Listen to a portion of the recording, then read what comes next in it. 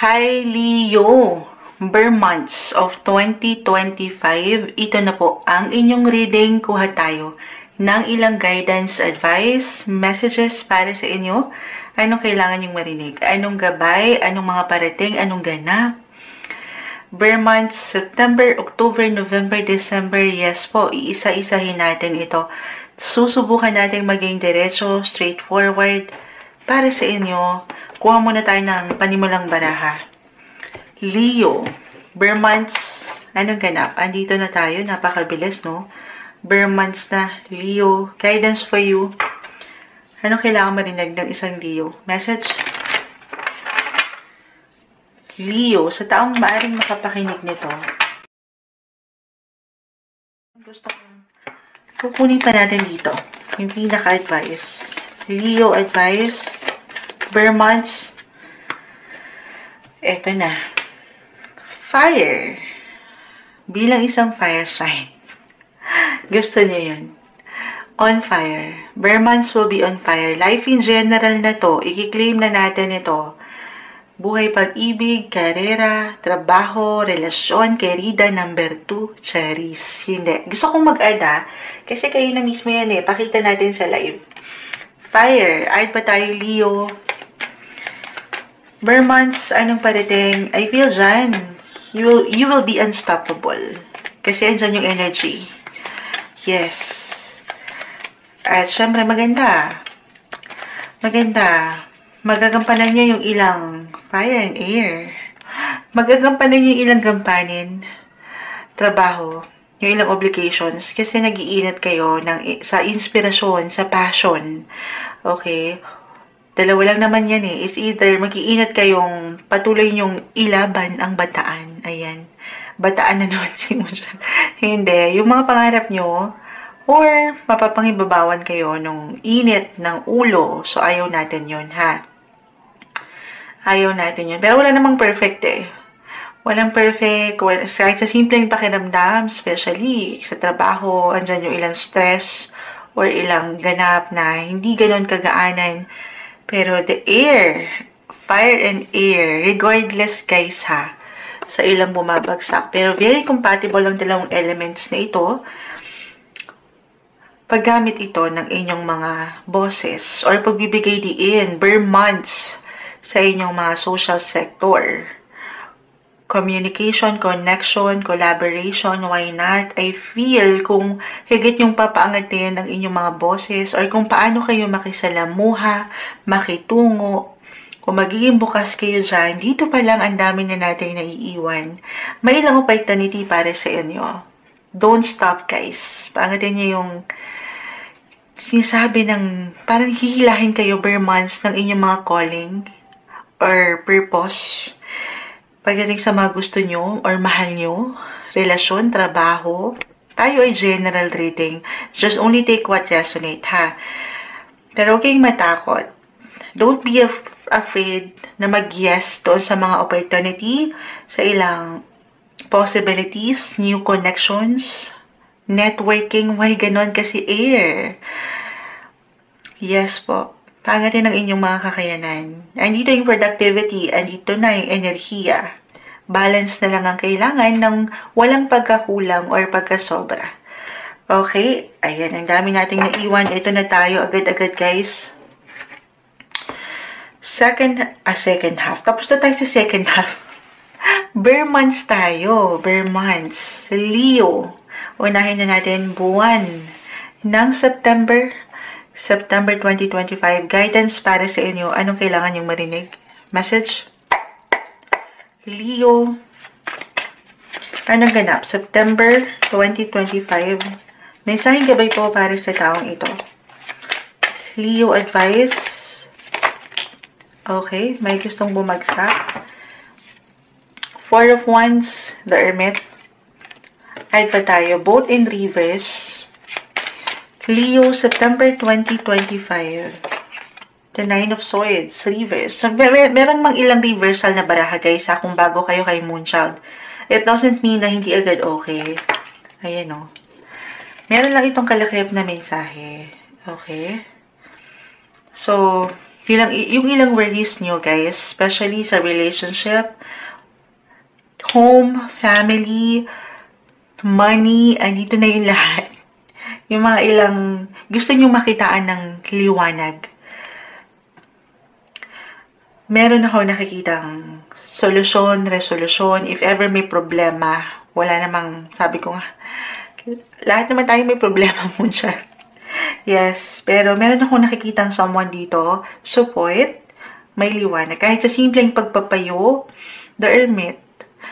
Halimbawa, pagdating sa pera ko, if ever dito kayo medyo kinukulang or nagbibigay diin yung ilang priorities nyo, it could be someone, a mentor, or financial advisor, someone expert na pwedeng makatulong sa inyo kahit sa simpleng opinion or pagpapayo. Maging bukas kayo dito.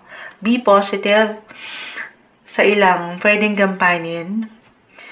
Okay, meron akong celebration na nakikita, guys, pero more on low-key, tahimik lang, private, or maybe ito yung advice. Paangatin nyo yung celebration. Minsan hindi nyo na recognize daw kung ano yung kayo.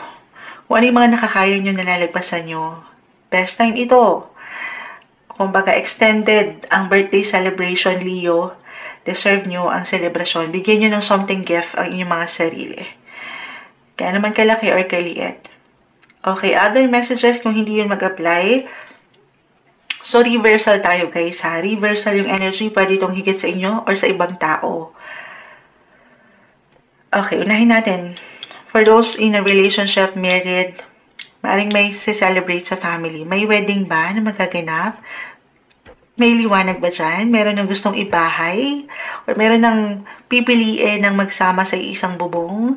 Yes po. Pero at the same time, practical yung approach. Or maybe ito yung advice, huwag kayong magmamadali. Hindi madali ang bumuo ng pamilya. Totoo naman. Paninilay-nilayan, hindi sa hindi magiging okay, pero pag-uusapan ng napapaangat nyo, hindi lang yung emosyon with King of Cups, pero yung pagiging practical. Be wise. Maging wise, Leo. Other messages? Kung ito po ay may kaugnayan sa trabaho, September pa lang tayo, guys. Ay, mayroon akong nakikita, tahimik na nakasilay sa inyo. Yes po, trabaho, single. Pwede mag-apply to, ha? Sa relasyon. Alam ko, minsan nagja-jump, tumatalon yung messages. Kasi tayo po ay general reading. So, maraming marahil pwedeng makapakinig nito, eh. Just only take what resonate, Leo. Merong someone na napupuna ka na. Tahimik na nakasilay sa'yo. Lalo pa at umaangat yung, or napapaangat mo yung paraan mo kung paano mo dinadalang yung sarili with King, regardless sa gender, King of Cups, yung pagka-balance mo, pagiging mature mo, practical and intellectual. Hindi na mabaliwala, Leo, yung bawat efforts mo, sipag, tiyaga, sa yung buhay paggawa or relasyon man yan. Nakikita ka na pupuna ka, baka hindi lang private, as I've mentioned, low-key. Halimbawa, it could be, sabi ko nga, someone nakatataas, nakatatanda, your boss, a mentor. Ayan. Tahimik na napupuna yung mga efforts mo. Na-appreciate ka, Leo. At walang imposible, eh. Kung ngayon pa lang, September, ay patuloy ka magsisikap. Hindi ka mag-stop. Fire. Papangatin mo yung passion, yung love mo sa ginagawa mo. Yan ay pwedeng magandang pundasyon ngayong unang Burr months, para sa'yo. Okay, ito yung umangat. Move forward tayo. Agad-agad. October 2025, Leo. Message? Ano kailangan marinig? Guidance, advice. October 2025, Leo. Ano kailangan nyo marinig? October 2025. Hindi kailangan katakutan or laliman. The Devil. Pages. Okay.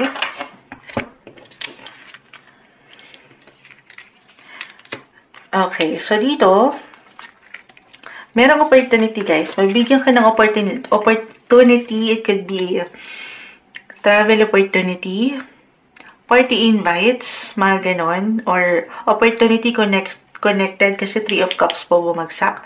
Mapa-business man or personal party invites. It could be unexpected for some of you. Business, again, Page of Pentacles, manifestation card. may celebration pa rin, ano, umaangat. Pero this time, mas open. Kung kanina, September, parang tahimik lang. This time, parang, kahit sa simpleng pagpaplano, kahit over the net lang ito, meron ako nakikita ang reunions, reconnections. Kasi nga, mag-holiday na, no? Baka this time, yung iba, nagpa-plan na ng reunion. Ayan. Oo. Parang I'm getting a message na merong hi and hello, kahit over the net, guys. Kasama itong ilang taong naging malapit sa iyong buhay. Trabaho man, or pagdating sa inyong mga social groups, friendship, teammates, workmates. Actually, October, mag-highlight po ang iyong third house of connections. Yes. Astrologically, ma-share ko lang yun. But with the devil card, ito yung medyo ano tayo, no? Be careful sa ilang pwede nyong mapaangat. Boses. May ilang imbalances ako nakikita dito. October 2025, Leo. Huwag kayong magpapadalos-dalos sa pwede nyong, sa mas practical sabihin, reversal. Kung meron mang ilang masabi, opinion, komento kayong marinig na hindi ganon kadali panghawakan. Huwag kayong magpapatalo doon. Okay? Huwag kayong titigil doon. On fire kayo. Leo. Air. Sabi ko nga, communication, nag-highlight, bare months. Yes, positive, negative yan. Wala naman tayo. Hindi naman natin mapiplease ang mga tao sa ating paligid. Mayroong mga bashers. Ay, may ilang demonyo. Pero huwag kayong magpapatalo dyan. Umangat yung oportunidad, yung kayo, yung karisma nyo, yung kakayanan nyo, dali ng inyong mga sarili. Yun lang. May ilang blockages akong nakikita. So, be careful saan to. Sa ilang pwede nyo pagkatiwalaan, especially October. Kahit sa simpleng, alam niyo yun, pag-open up ng inyong mga nararamdaman. Secrets. I'm getting a message dito sa ilang baraha mo na merong nagsisikreto. Reversal tayo. Kayo ba ito? Kahit sa simpleng pakiramdam, papakiramdaman kung sino ang pagkakatiwalaan. Yun lang naman. Okay? Hindi kailangan katakutan yun. Manifestation card. October, focus kayo sa mga goals nyo, yung mga priorities nyo, at hindi dito sa ilang distractions sa paligid. Stay positive. Okay? Ayan. Okay, move forward tayo. November 2025. Leo. Guidance for you. Anong kailangan narinig ng isang Leo? The Two of Swords, the Queen of Wands, add pa tayo. Leo advice para sa isang Leo. May sumasama sa aking kamay. Queen. Queen ang umaangat. The Magician. Meron kayo ditong aasikasuhin, aayusin, kukumpunihin, ipa-priority, bibigyan ng higit na atensyon, focus sa family, especially Queen, Mother Queen, or physical home. Dalawa lang yan. Family sector, guys. Kung hindi mag-apply sa ilang miyembro ng pamilya, kung saan kayo ang higit na kakailanganin, hahanapin, or pagdating sa inyong mga bahay. Okay, meron kayong gustong kumpletuhin na ilang kakulangan. The Magician, lagi kong sinasabi, yung ilang regado sa menudo, kailangan kumpleto. Ganun lang naman, ha. Sa mas practical, meron kayong dapat bigyan ng higit na enerhiya sa part na yan. Be clear sa intention nyo. November 2025.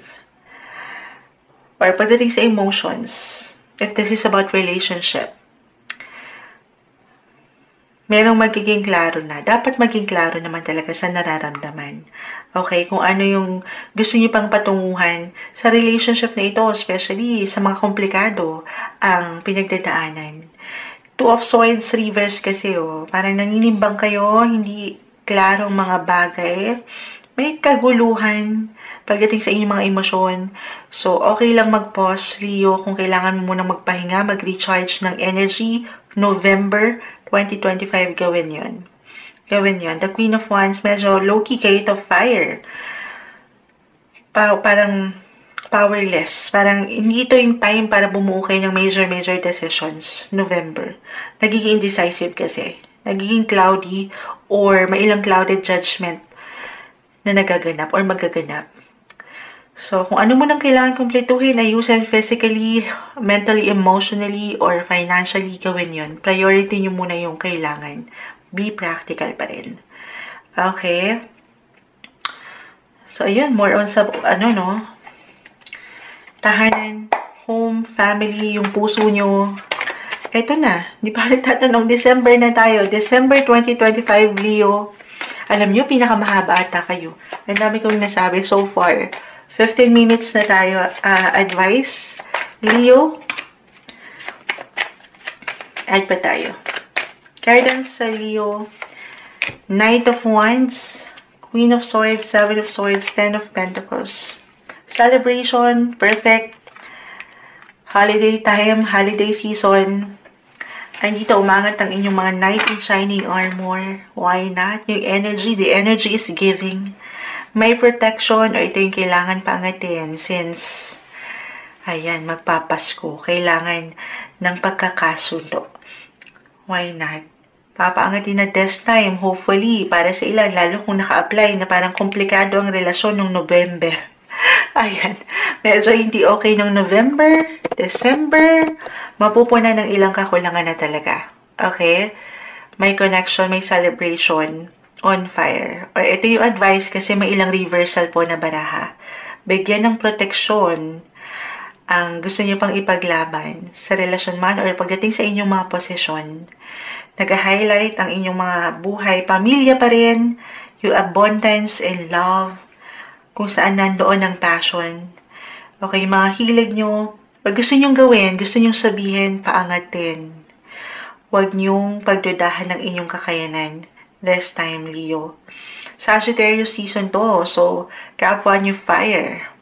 Magandang pagkakataon na i-showcase, mag-show up, patuloy na gampanan, or harapin yung mga fear nyo. Kumbaga, work through your fears kay Moonology. Huwag kayong magpatalo doon. Sa mga hindi nyo, kasi parang tikom ang ilan. Tikom, nakukuha yung energy na nahihiya, may duda, may pangamba.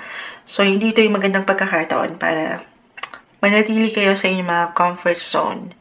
Okay, mag-explore din, have fun, enjoy ang buwan ng Desyembre. Kuha na tayo ng pinaka-final advice, guidance para sa mga Leo mula dito sa ating ilang napag-usapan. Anong kailangan nyo marinig? Nakita ko yung Leo. New Moon in Leo. Perfect. Confidence is your key to success. Confidence is your key to success. New Moon in Leo. Pakita natin sa live. Confidence is your key to success. Tumalon siya. Maaring nakuha natin yung enerhiya ng last message ko, especially, huwag bigyan ng duda ang iyong kakayanan. Be unstoppable. Paangatin yung fire in you, Leo. Confidence is your key to success. New moon. May mga, puro new. Gusto nyo to. New beginnings, new person, new connections. I feel second half na naman. Why not? September, October, November, December, you will meet the right people at the right time, Leo. Since nag-highlight pa rin ngayon, ang ilang sitwasyon, pagdating sa inyong mga connections. Yes po. Yes po. It could be unexpected kasi si Uranus sa inyo, tama ba? Double check ko lang, guys. Yes, Uranus, which is the planet of changes. Ayan, innovative si Uranus. May ilang changes, new beginnings, or unexpected surprises pagdating sa mga tao, sitwasyon, bagay. May mga bago. May mga bago. Kaya new moon ang umaangat. New romantic cycle begins, or may ilang new chapter, new pages ang parating per months. Alam nyo, na-mention ko kasi to. Tumalon din tuloy. Work through your fears, Leo. Confidence is your key to success. Labanan mo yung ilang demonyo, yung ilang takot, yung ilang duda. Confidence is your key to success. Tumalon. Sinabi ko kasi si Moonology. Leo, ito yung umaangat na guidance, advice, messages para sa inyo. Mensaheng gabay lamang po, bare months of 2025.